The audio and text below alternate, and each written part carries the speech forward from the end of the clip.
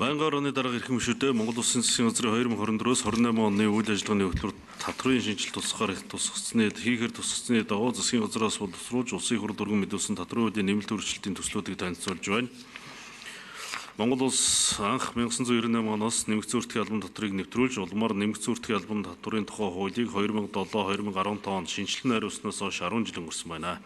Сүүлийн жилүүдэд дэлхийн нийтийг амарсан зар тахал геополитикийн өндөрлөлтөөр нөхцөл байдлаас үүдэлтэйгээр төгрөгийн айн суларч инфляц үгийн түвшин нэгдсэн тул хөдөлмөр эрхлэлтийг дэмжих аж ахуйн нэгжүүдийн мөнгөн хөрөнгө эргэлтийн хөрөнгийг дэмжих тухай асуудал нэн чухал олбогдтой болж байна. Ийм дэргэн аж ахуйн нэгжүүд дүүсч өндөрлөлийг шийдвэрлэх шаардлага байна.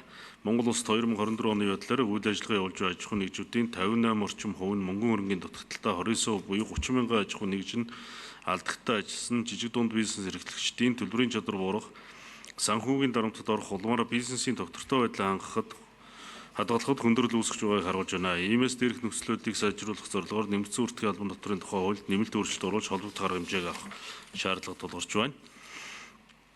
Нэмэгдсэн үртгийн албан татрын тухай хуульд нэмэлт өөрчлөлт оруулах тухай хуулийн төсөл болон төсөлтэй хамт боловсруулан хуулийн төсөл нь бизнес эрхлэгчдийн үйл ажиллагаа дэмжих орлогын тэгш бус байдлыг бууруулах чиглэлнэ.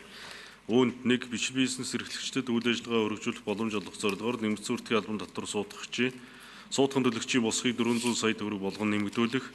2. Татвар төлөгчийн хууль дагуу мөрдлөлтийн түвшин үйл ажиллагааны цар хүрээг харгалзан дотоод болон импортын нэмэгдсэн үртгийн албан татврын төлбөрийг 2 хүртэлх сарын хугацаагаар хойшлуулах боломжийг бүрдүүлж аж ахуйн нэгжийн мөнгө урсгал уян хатан байдлыг дэмжих.